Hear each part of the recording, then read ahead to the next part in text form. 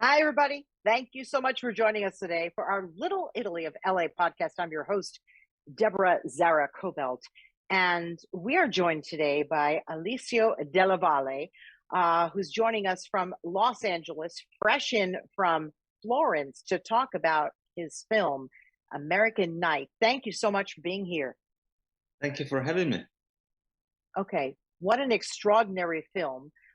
Lots of Oscar buzz on this film. Incredible, incredible movie. Why don't you tell us about it? Because I know you wrote the film. So tell us a little bit about it.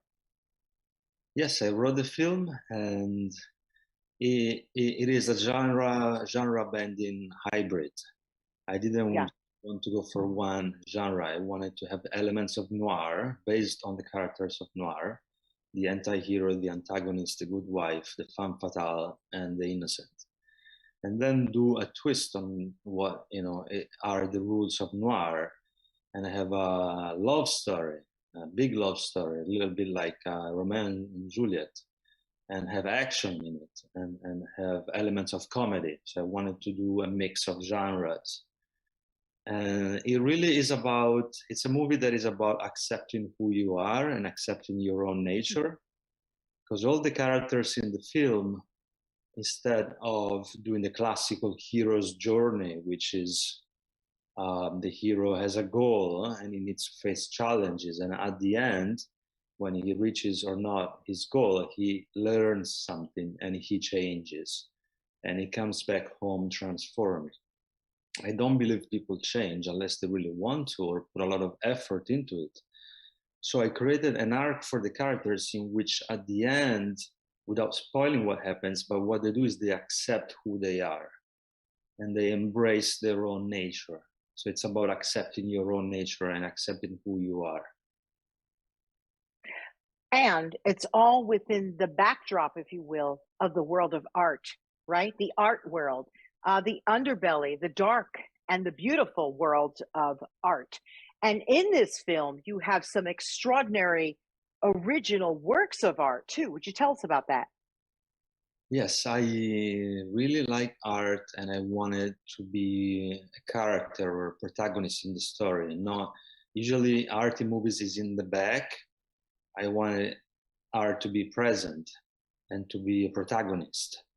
And we were lucky enough and blessed to have real artists. I wanted to have real art in the movie. And so we had a dozen or more of real artists from all over the world that sent us their, and I wanted to have all forms of art. So we have video art, we have performance art, we have sculptures, painting, music, poetry. And at the core of the story is the stealing of the pink Marilyn by Andy Warhol. So we were lucky enough that we got the permits to use the pink Marilyn by the Warhol estate. And we had Wow. Jeff Koons sent us a sculpture for the movie, and Mario Schifano's foundation allowed us to use a Schifano painting. So there is a lot of real art in the film. Boy, how did you manage that? The pink Marilyn. Um, that was a feat right there, Alessio. How did you pull that off, really? Well, we just really sent the screenplay in, and Mm. luckily they responded and they accepted to do it. So we were all very lucky and very blessed. And I chose these art works for their pop culture meaning. It really is a film about pop culture, what is Yeah. pop culture, and what is iconic. And obviously, the Pink Marilyn is Warhol's most pop, as in popular, painting, and it is his most iconic work. And it is an iconic work that is based on another icon because Marilyn is an icon, obviously. And I did the same for in all departments and in all. I did the same choice in every when I chose every artwork. So Schifano's Coca-Cola. Coca-Cola is obviously an icon, and he made a painting out of it, which became another icon. So I was Right. really interested in this process of making an icon out of an icon, or making a reflection on a reflection, or what is iconic and what is pop culture. A lot of people might not know, how does one become eligible to perhaps be nominated for an Oscar here?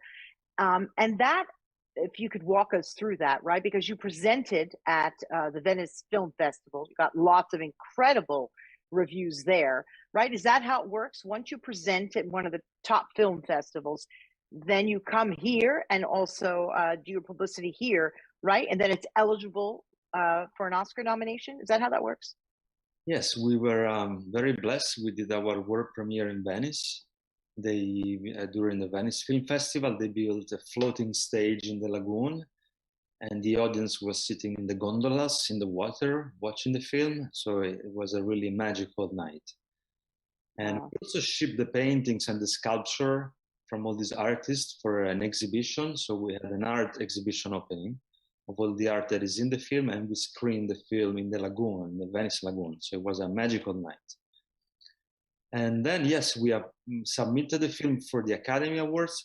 But actually, what happened is after Venice, I received an email from the Academy asking for a copy of the screenplay to put it in their what they call the permanent core collection of the Academy Awards. And I thought it was a joke, but it was actually real. Right. So I sent the screenplay, and now it's actually on the website oscars.org. It's in their core collection. So we thought, okay, maybe we should apply. We should submit for the Academy Awards, and it's really hard just to even qualify. And thank God we qualified, and now we became eligible. So we are in the final list of the eligible films. And we have been doing screenings here in Los Angeles for the Academy members. We did a screening in Hollywood on Sunset Boulevard 2 days ago. And we did a screening in Malibu for the Malibu Film Society yesterday. And the reception has been incredible. I had people like with their full of enthusiasm, screaming and saying, wow, this was so cool. So it was incredible. That was me. That was me at the house, because we screened it at the house, and it was exceptional. I was calling people I knew, loved it. I have to tell you, you've got me hooked on it. It's on many, many, many levels, just as you're talking about here. Just, a little bit of the humor, right? A little bit of the drama, the tragedy, the Romeo and Juliet, if you will. There's definitely element of that. Very unique film. Talk to me about some of the categories that could be nominated, right? Yourself for screenplay, right? Yes, screenplay, best screenplay, best director, best editing, and for Zach Stenberg. And hang on a minute. And he did the editing for, what was it, Ford versus Ferrari? He did The Matrix. He won an Oscar. Oh, he did The Matrix.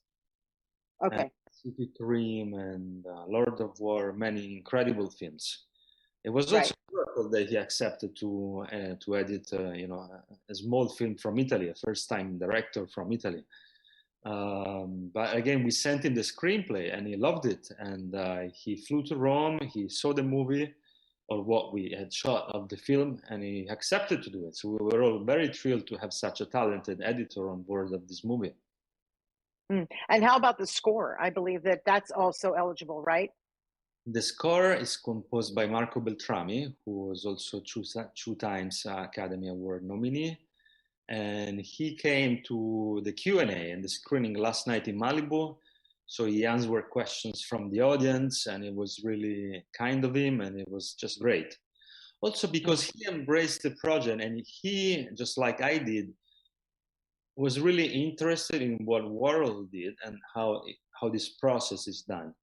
So just like I did on so many levels, for example, I said to all the departments, we are only going to have primary colors in this film. You can use red, blue, and yellow, no other colors. So whether it was cinematography, costumes, art department, there was no other color in the film unless something else happened in the characters' lives. And so I was really much, making like bold choices. And he embraced it. He told me that he wanted to use a very famous classical piece from classical music of the past. like Chopin or Schubert, like the Ave Maria, and transform it into something else. And it's bingo, because this is the same process that Warhol did with taking the Marilyn and making it something else. So he did the same thing with the score, Marco Beltrami. He took the Ave Maria and transformed it into something else, which is more than doing a cover. You know, it's like when a painter takes someone else's painting and paints on top of it, and it becomes something else. So he did the same thing with the score, which I thought it was a very cool idea and very thrilling. And he was in Malibu yesterday for the screening at the Malibu Film Society, along with myself and with Zach Stenberg, and the Q&A after the screening. And we were right. I know it went really, really well. Jeremy Piven, one of my favorite actors, is in this as well, in the film. Yes. Yeah. My question to you is, right, you would be up against some of the top people in Hollywood for an Oscar. How do you think that you're cutting through and you're playing on the same level, the same field as Steven Spielberg and so many others? I mean, wow, tell us about that. It's true. We have been doing exactly what they have been doing, the screenings in Los Angeles and the Q&As with an audience. And we didn't know how it was gonna be, really, because it's a first movie from Italy. It's not a big studio production, clearly. However, I have to say that yesterday there was a 150 yards line of people outside the theater waiting to get in, and we had to send people away. So we were all like shocked that people actually came. Not even they came, there was actually a long line. And we had a full house. So we had an incredible attendance. It was a blast. It was very nice. It was very nice. Can you name for us some of the top people in Hollywood that you would be up against in the various categories for the Oscars? Oh, all the ones that are running. There is Steven Spielberg, and there is all the big guys, the big studio films, and so it's a blessing to even be in Los Angeles screening for the Academy members, and we are in the Academy screening room website, so all the Academy members can see our film on page. You studied here in Los Angeles, right? Where did you study? I won a Fulbright scholarship to do a master's degree. This is another miracle. Someone told me 2 weeks before the deadline that there was a Fulbright scholarship. I didn't even know it existed. And then everyone was telling me, you need a year to prepare for this because you need to do so many exams and so many tests. But I had 2 weeks, so I tried. I tried, and somehow they picked me because there was only one place in Italy. And so it was an incredible thing. And they flew me to LA to study here. I studied at the LA Film School, and then I got hired from PBS to do some of their shows. And it was all one thing after the next. And then after that, the mayor of a part of Los Angeles gave me a honorable mention for the work that I had done for them. So it was really nice. That's fantastic. Did you always want to be a filmmaker when you were a kid in Italy? How did you get your start too? It was a combination of all the art forms. I went to film school. I went to film university in Italy, but then I also studied theater at the Samuel Beckett Center in Dublin. And then I did exhibitions of my art and my photographs. I was also working as a photographer. Then I got hired by UNESCO to direct live events like the World Day of Poetry or the anniversary of the yearly event for the World Day of Human Rights.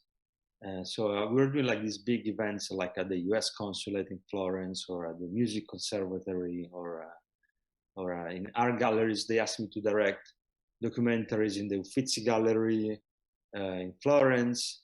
So I got to spend like weeks and weeks alone with all these artworks, the Caravaggios and the Michelangelos and the Bernini and Botticelli. Wow. And so I guess all this somehow entered into my subconscious. Clearly. And now look what you've written.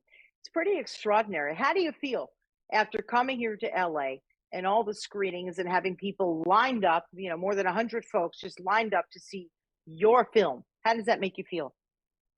It makes me feel happily surprised. I didn't expect this big turnout and all these people coming to me afterwards and asking questions about the movie. And there is a lot of love for art in the audience. People think the audience is dumb and they need to have like pre-cooked stories, but they don't. People came to me and they said, wow, I love this film. And it worked on so many levels, and I could see this meaning and this other meaning. And someone asked me, because they recognized there was a speech about water and the Scorpio story about water, and then the house goes on fire, and they asked me, is there a journey through the elements? And I said, yes, there is. It's hidden another layer, but it's not supposed to be in your face, because otherwise it would become a treaty or a philosophical paper. I want it to be a very pop, as in popular, as in for everyone, for everybody. I want it to be a story for everybody. But there are hidden elements and hidden meanings. So we had an incredible reception, and we had an incredible, and people really loved art, and people that attended the screenings came to me enthusiastic. So I was. Yeah. Are you finding a difference between the Italian audience and the audience here? And also, I want to mention to people, we can see it on Hulu right now, can we not? Yes, it just premiered on Hulu last weekend. Yeah. So if people really want to go out and see it, and you can't, stand in line for one of the invitations here in Los Angeles, you can check out American Night on Hulu. But anyway, back to my question. Is there a difference between an LA audience and an Italian audience? It's a very interesting question, because it's only been seen by an Italian audience at the Venice Film Festival. It has not been released in Italy yet. It has been sold to over 100 countries, so it will be released everywhere. But the film first was released theatrically last October by Saban Films and Lionsgate in the US. And as far as I know, it's perhaps the first time that a first-time feature director was released theatrically in the US in over 10 major cities. So we were in theaters in New York, in LA, in Chicago, in Detroit, in Phoenix, in Dallas, in so many cities, and we were like super happy about this. Well, congratulations to you. When are the nominations announced? When do we find out? It will be in a week or two, I believe. So we are all waiting for this. Yeah, it might be next week. If my memory serves me, it's the 2nd of February, but I'm not 100% sure on that one. But gosh, we wish you all the best. We are rooting for you here in the Italian American community in Los Angeles. We really are. We are thrilled, and we are honored to have you on our show today. So thank you very much. Will you stay in touch with us and let us know? Thank you, and ciao a tutta la comunità italiana a Los Angeles. Grazie. Oh, we love having you here. Absolutely. Alessio Della Valle, the name of the film American Night. Please look it up on Hulu. I loved it. So many of my friends also have been viewing the film, and it's pretty extraordinary. Just like you said, a lot of different layers there. So thank you so much. A brilliant film. You've got an incredible, many films in you in the future. I know this. It's just quite a film, and I look forward to meeting you while you're out here. So thanks for joining us today on our Little Italy of LA podcast. By the way, any parting words that you want to say to us? I want to say thanks to all the Italian community in Los Angeles and to the Italian Americans in America. And please support the film, go watch the film, and tell your friends about the film. And I Absolutely. And let's hope we're going to be having a big party for the film for the Oscars. So thank you again, Alessio. And thank you, everybody, for joining us. And Little Italy of LA podcast. Join us, follow us, and we will see you next time. I'm your host, Deborah Zara Kobylt. Bye-bye.